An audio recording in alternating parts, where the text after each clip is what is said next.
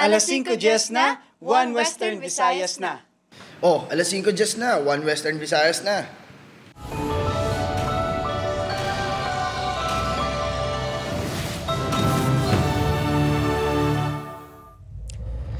Mga balitang atong tutukan, subong nga Martes, dako nga aksidente nagluntad kagabi sa Nabas, Aklan. Pagbunggos ang truck sa van nagresulta sa pagkarambola sang 8 kasalakyan kag 2 ka motor sa Nabas, Aklan. Anom ka persona ang nasamaran. Mga nahalitan sa pagbinaha sa Western Visayas ang weekend, nagsaka pa sa masobra 174,000 ka individual. Interagency Task Force igatukod sa Bacolod City agud solusyonan ang problema sa baha sa syudad. Barangay Hall kag iban pa nga pasilidad sa Barangay Alalasan Lapuz ginutdan sang kuryente bangod sang wala na bayran nga utang. Kag mga di pasahero nga salakyan hugot na nga gina-inspeksyon sang LTO-6 bilang preparasyon sa Piyesta Minatay.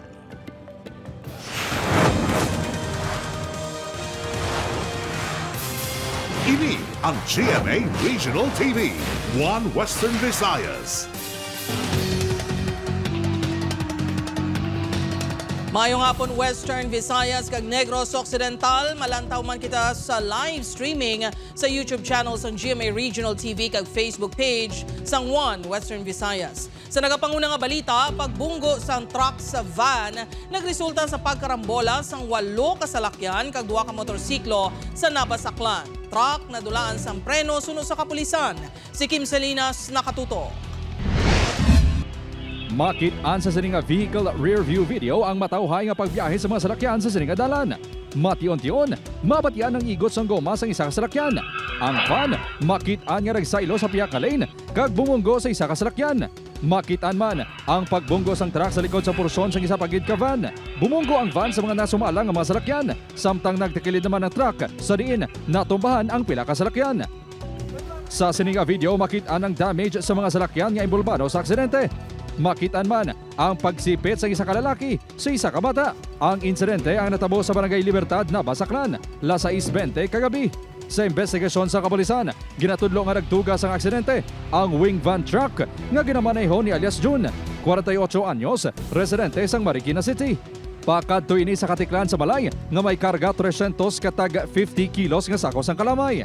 Padulhog na ini sang nadulaan sang preno. Ang ginawa niya sir kasi may motor daw sa harapan niya is nag-overtake siya sa motor. Nung pabalik na siya sa linya niya sir is doon na nakaroon ng first collision sa first na van. Yung wing van sir, tuloy-tuloy na bumaba hanggang sa tinusok sa likuran bahagi sir yung isa pang commuter van bago sa gumulong-gulong. Walo tanan ka mga salakyan ang naimbulbar sa aksidente.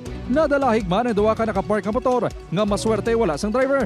Ano man napilasan sa aksidente, laki pang painante sang truck. Wala man sang nakaangkon sang maluba nga kasamaran. Halos 8 ka oras nga ginsiradhan ang dalan bangod sa aksidente. Ang iban nga mga motorista, ginpaagi sa alternatibo nga dalan. Nag-open kami ng daanan 11:20 sir initial para makadaan lang yung mga na-stranded sir. Then 12:30 sir, pinaklose ulit namin para mailipat namin yung wing van sir at kapag 2-way na yung daanan. Mga 2 AM na natapos. Detained na sa Nabas Police Station ang driver sang truck. Posible magpangatubang ini sa reklamo nga reckless imprudence resulting to multiple physical injuries and damage to properties. Paga-isuan man sang show cause order sang Land Transportation Office 6 ang truck driver. Posible ni kaksan sang lisensya kung mapamatunan nga may kapaltahan. Sa kadamuon sa imo karga, dapat ka slow down ka eh. Hindi mo napakarira mo. Pero kung mo nakadamo imo karga, you should at least travel at a slow nga speed. Upot Carmel Porquia, Kim Salinas, One Western Visayas. Mga individual nga nahalitan sang baha sa Western Visayas naglabot na sa masobra 174,000. Pagtukod na sang Panay River Basin Project, isa sa mga tikang na makasulbar sa pagbinaha sa Capiz sunod sa Office of Civil Defense. Si John Sala nakatuto. Sa aerial inspections ang Office of the Civil Defense Central Office, kaupo ng nagkalain-lain nga ahensya sa gobyerno, makita ang napnagon nga epekto sa pagbaha tugas ang Bagyo Ramil sa weekend. Sa datos ng OCD Western Visayas, 174,840 ka mga individual ang nahalitan sa pagbaha sa mga probinsya sa Aklan, Antique, Capiz kag Iloilo. Naglabot naman sa 43 ka mga balay ang nagkalaguba, sa diin 12 ang totally damaged kag 31 naman ang partially damaged. Some of the areas nga still flooded pa is yung mga farmlands. So some of the areas man subsiding, no, and as of this latest report, as of this time, no, 3 na lang ka barangays ang nagapabilin nga flooded. Dugang panibanyas ang mga lugar nga nahalitan sa pagbaha, partikular na sa probinsya sa Capiz, amo man ang masami nga nagakahalitan tag sa nga maglain ng tiyempo. Ang recommendation gid nila is to pursue ang aton nga Panay River Basin Project.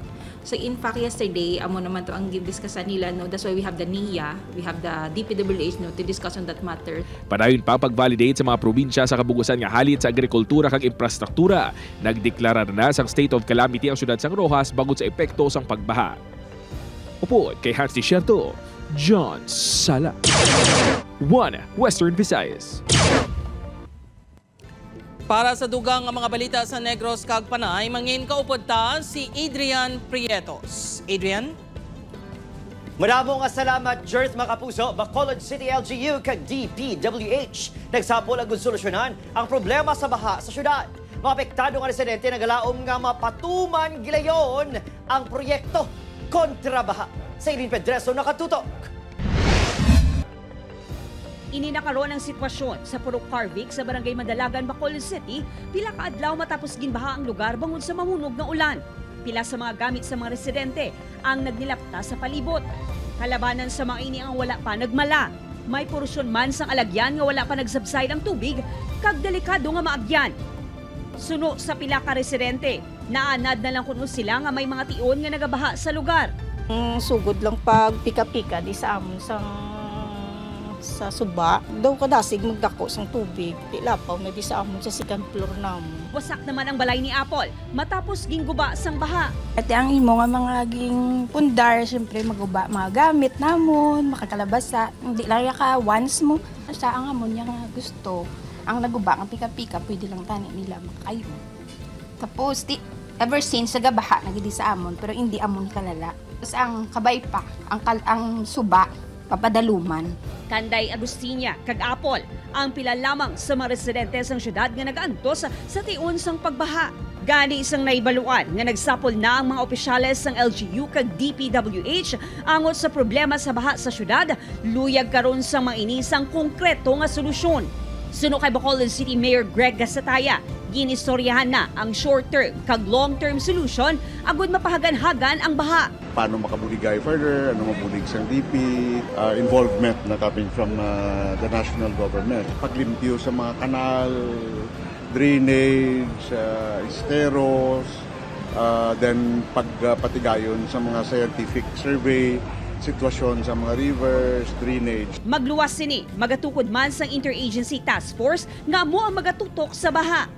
Pagasuguran man sang LGU ang pagpaubra sa mga pika-pika kag pag-rehabilitate sa mga suba kaangay sa Barangay Mandalagan. May mga older ang pika-pika nga may gap na, may buka na, no? Dura gagi ang tubig. So I think it's part na sa ulubraon man sang DP the next couple of days, no? Na masyarad ang ginagyan sang tubig. Hingyo karon sa mga residente. Kung gusto ho na nila, ma'am, kapatid ko nga mga solusyonan, gina kung may nagagiho man sa aton nga panggoberno Sige lang hambal, sige man sila wakal, nga mo ni mo to. Tapos na wala man lang blamiura, wala man aksyon. Upod kay Reynald Castillo, Eileen Pedraso. 1 Western Visayas. Mga kapuso, Barangay Hall kag pila ka pasilidad sa Barangay Alalasan, Lapuz, ginutdan sang kuryente bangod sa malapit 700,000 pesos nga utang. Barangay Council nagpanindugan nga utang ini sang anay administrasyon. Si John Sala nakatutok live sa Barangay Alalasan, Lapuz, Iloilo City. John?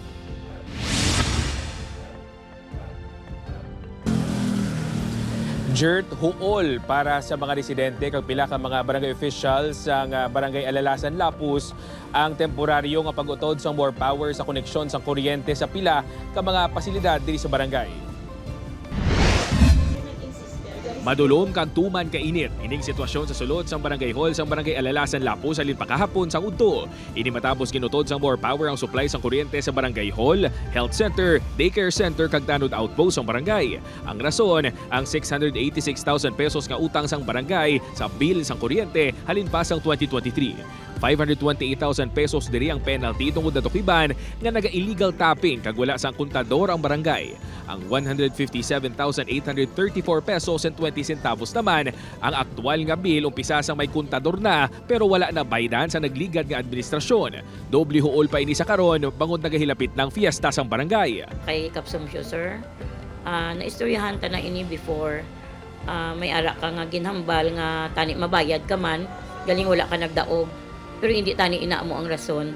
Kay may annual budget ka man, tani ginatagan mo ina sang ginatagan mo tani ina sang igtulog pangod. Sa masobra 157,000 nga aktual nga bill nga ginapabayaran sa barangay, 95,000 pesos nga disbursement voucher halin sa City Accounting Office ang ginhatag sang barangay sa more power. Ang penalty sir hindi na magbayad ang city.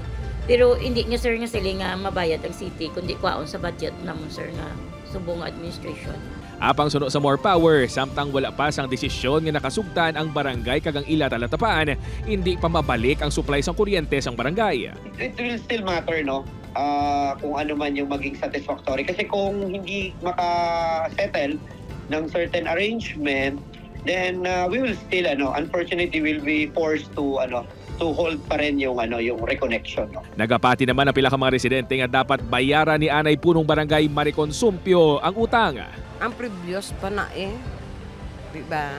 Kaya ang bago yung administrasyon niya, balik kasi salon na nila. Apang pagklaro ni Engineer sa Portesa, wala ginalantaw sang more power kung kay sino ang administrasyon ang wala mabayran nga penalty kag bill sang kuryente, kundi kung kay sino nakapangalan na koneksyon. We're focused on the account, no? Ang sinasabi natin, may utang si account ngayon, so nag-impose tayo ng disconnection para ma-enforce natin yung ating collection, no? Yung mga pagkakautangan. Bangod sa ginakabig ni Punong Barangay Ladiet nga huol nga gintugas ang Anay Punong Barangay, plano nila nga pasabton si Anay Punong Barangay Sumpio. Balikan si sir namon kay ti perwisyo kitang ginubraya sa amin. Gitingon sa news team mamako ang bahin sang Anay Punong Barangay, apang wala ini nagatubang sa news team.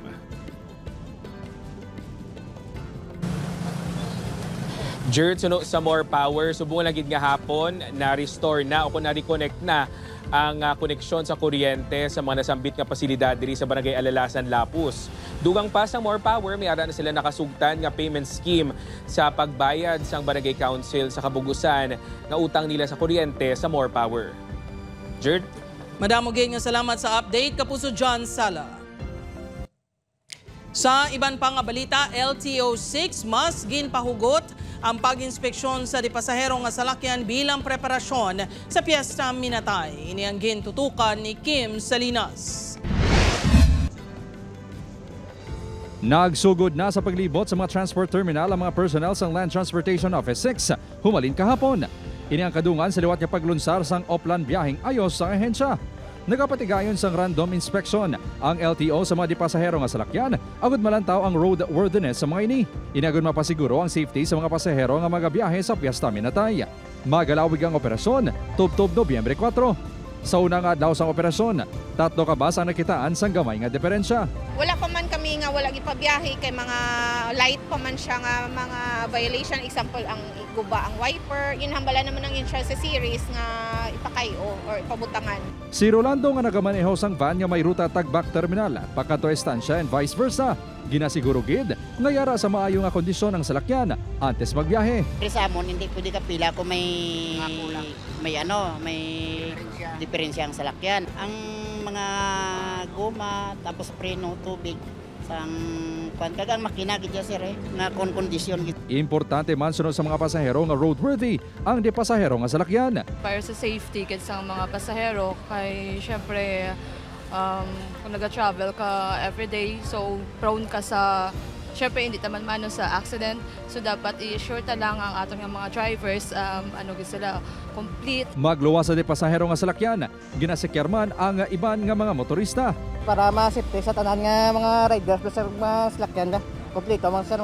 Samtang para sa malinong kag matawhay nga pag-obserbar sang Piesta Minatay sa Iloilo City, hugot nga ginadumilian sa mga patso ang makahulubog nga ilimnon, aramas lotang, sugal, kag mga magahod nga speakers.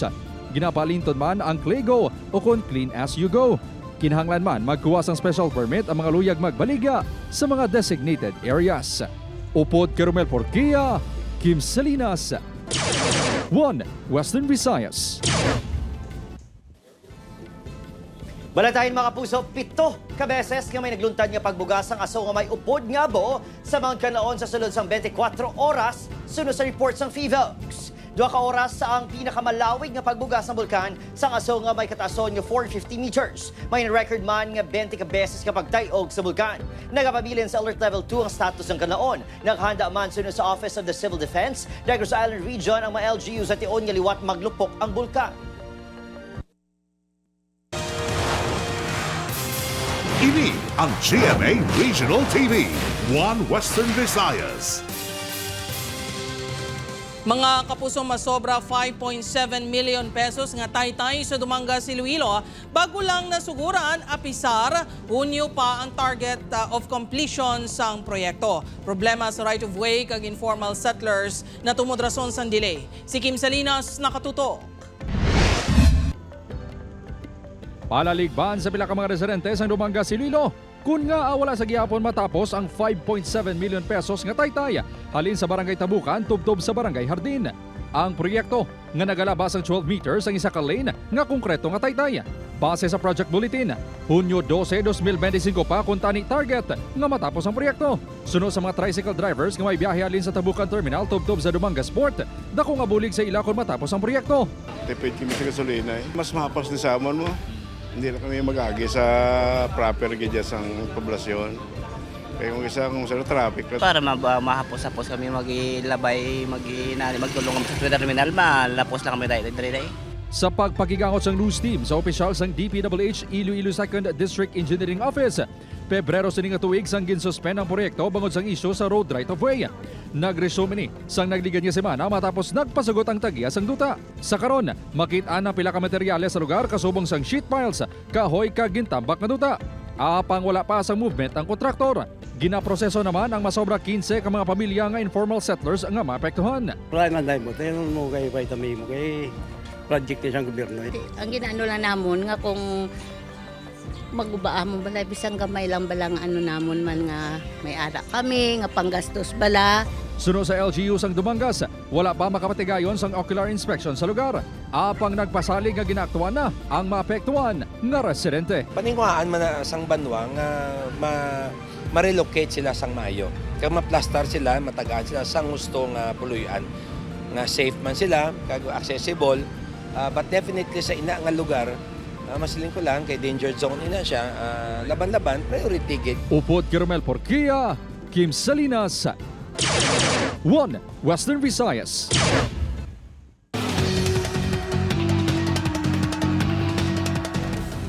Duha ka persona na dulaan sa kabuhi, 3 pinason matapos nagbungguan ay ang SUV kag tricycle sa bahin sa Barangay 3, Bacolod City, Caina sa Cagahon. Yaring balita nga itong gintutukan.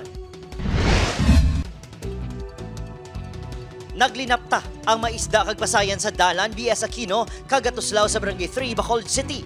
Ini matapos nga nagbungguanay ang tricycle kag SUV pasado alas 4 kay sa Cagahon.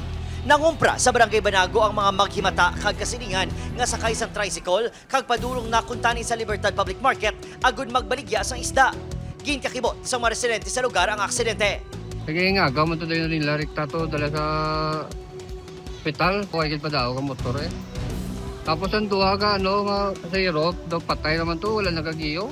Bangod sa makusog nga impact, nadulaan sa kabuhi sa Sherilyn Poha, kag Redilia Gamgam, lunsay residente sa Purok Sibukaw, Barangay Banago. Dapat sa pang Pagkatapos? Nagkibot na lang kung may nagtawag sa amang balon. Nga na mo na ina-distress siya. Gusto ni Papa, ang tanan nga galastuar na mo na lang, ay wala naman may mo. Ginaligar sang pamilya sa mga biktima nga posible nakainom ang 17 anyos nga driver sa SUV. Apang sunod sa kapulisan, hindi pa ini matumod. May ara man kuno sang lisensya ang driver nga wala sang upod sa salakyan. Kung nga muna nga nakainom na balatan, hindi na lang bala piliton mag-drive. Kaya siyempre, wala pa, hindi na mapakta ng disgrasya sa sa dalan. Para hindi na tabala kahalit, mambala sa tariho. Kapag pa na nahagip ang CCTV para may balo naton, kung sinugid man ang dasig padalagan sa duwa ka magsalakyan. Nakigsapol na magtimbang bahin agud mag-areglo. Ang damas naman sa suportan sa gusto namin na dapat mag-drive halong. Sa karon, padayon nga ginabulong sa ospital ang driver sang tricycle nga si Opeñano Aiko Jr. kag mga sakay nga sanday Chrislyn Joy Puha kag Roda Tipon. Nagpaiway na nga maghatag sa pahayag ang minor de edad nga driver. Adrian Bretos, 1 Western Visayas.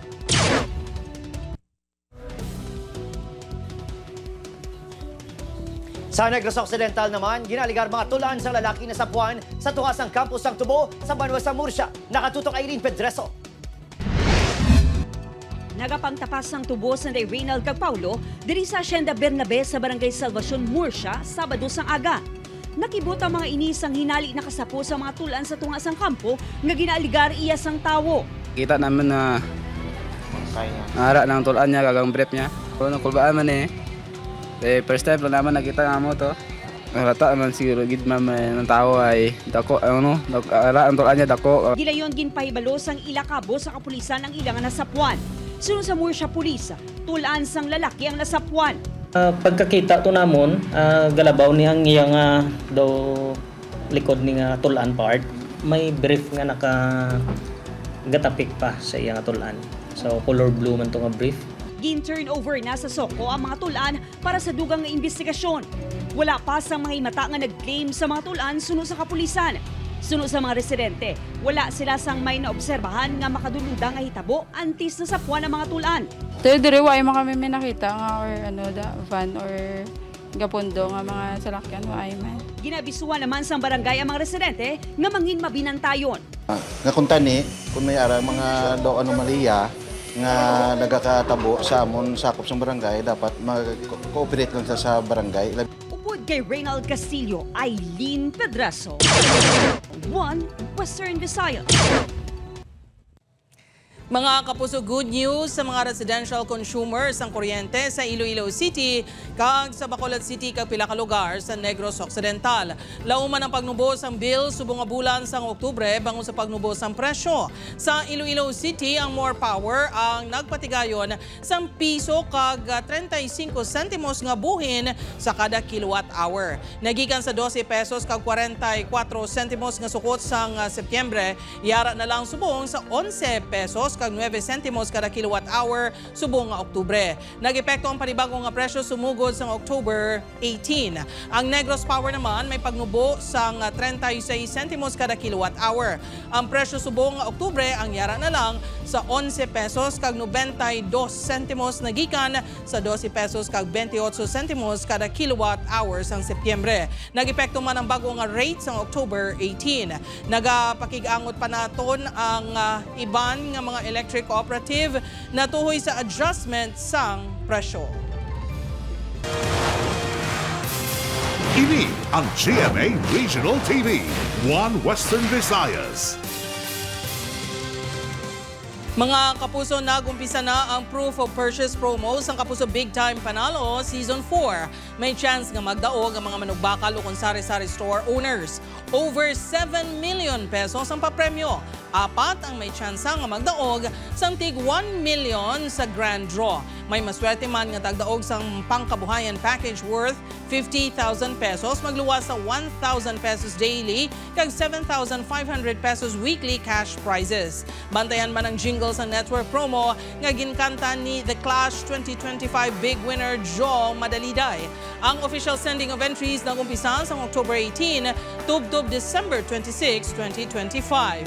Pwede maghulog sang entry sa participating Mercury Drug branches, GMA Regional TV and radio stations, kag selected outlets sa Pure Gold nationwide. Maghalong sa fake news, fake Facebook accounts or scam texts. Tutok lang sa GMA o kung magbisita sa official Facebook page kag microsite sang GMA promos para sa complete mechanics kag announcements. Sa Bacolod City naman, mga kiosko sa plaza kag mayor nga festival sites nagapanghimos na sa pagtakop sang Maskara Festival. Yan balita nga itong gintutugan. Matapos ang 19 kadlaw, napangkakas na ang mga kiosko sa mga Maskara Festival sites kangay sa Bacolod City Public Plaza. Ang pinakanegosyante, apisar nga na ulanan ilabi na sang Sabado, nakabawi man kuno sa ulihing adlaw. Nakabawi, man kami sa highlights, sang disperas daw, grabe ng lanta ko, ginabulig sa mga negosyante. Sa ko man ang gulig, kay sa tapano, ng damo, tao nga nagakadto tiri. First time na mo to open isang pisko. So far, kasadya man So sadya nga kakapoy, nga kalakbo. 25,000 pesos ang renta sa kada pwesto sa plaza. Sa masunod na semana, mahibaloan ang kabugusan niya kita sa Bacolod Gugma Foundation sa mga kiosk sa festival sites. Salamat kit sa tanan yung mga taga-Bacolod who supported Maskara. Madamo kikyung salamat. Insider kamo, nagkato sa parties, nagkaon sa kiosko, nag-support sa mga friends nyo, naglantaw sa show, wala nyo in mind ng traffic, ang tanan yung mga inconvenience sa Maskara. Samtang, kunang mga negosyante ang nakabawi, ang mga barangay nga nagpasakop sa street dance and arena competition. Nag-ayo naman sa LGU nga dugangan ng ilang financial assistance sa sunod nga tuig. Ang Barangay 21 nga wala pa kalabot sa 600 ang residente sa barangay. Ginpaigo-igo lang kuno ang 750,000 pesos ka pondo gikan sa LGU. Tuman kagamay kung ikumparar sa dalagko nga contingents kangay sa nagkampyon nga Barangay Tangub nga masobra 4 milyones pesos ang natipon nga pondo para sa kompetisyon halin sa ila sponsors. Ilang ang biyahe nila, pakadto pa kari. 1,000 daan na ako pa ko sang salakyan pa ako tutag presyo. Nga pagkaon pa nila. Itra ka pa next year? Tapos din siya. Tungod ang mga bata, may foods pa sila nga ginagabigat May mga trans sila nga ginahatag namon sa ila. Kag sa costume, ang amo na solicit, mga more or less na mga 5,000 kay wala bala sa may nag-big sponsor. A decent estimate, pila? A recent estimate. A decente. Nga. At decent, mga 1.5 milyon siguro. Wala pa sang komentong alkalde angon sa hingyo sang mga barangay. Sa karon, prioridad nga makasumiter sang liquidation report ang mga nagpasakop. Adrian Pretos, One Western Visayas.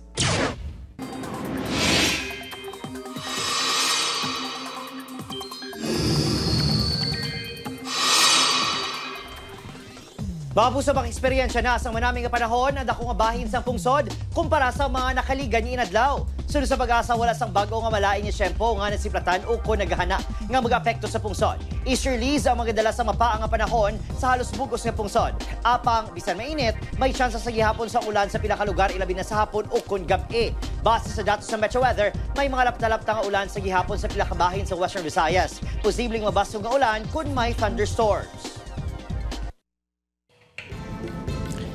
Mga kapuso ng Panguna sa October 2025 Physician Licensure Examination, ang graduate sa University of Santo Tomas nga si Cara Molbog nga nakakuha sa 91.17% nga passing rate. Samtang nakuha naman sa graduate sa West Visayas State University College of Medicine ang rank 7 sa Pasinawan. 89.08% rating ang nakuha ni Judah Elijah Manticahon Cagas.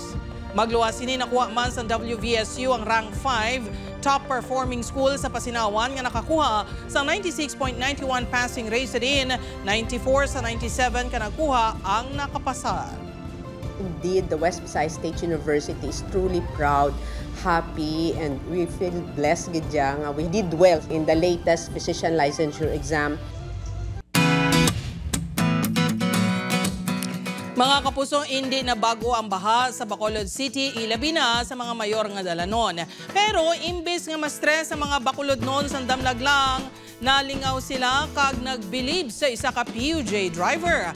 Nakuhaan sang video sang isa ka pasahero ang driver nga nagapang-abal sa mga pasahero agud hindi magubog sa baha. Sunod sa iya ang driver mismo ang nag-volunteer nga mang-aba bilang bulig kuno sa mga pasahero. Wala na nila nakilala ang mga driver.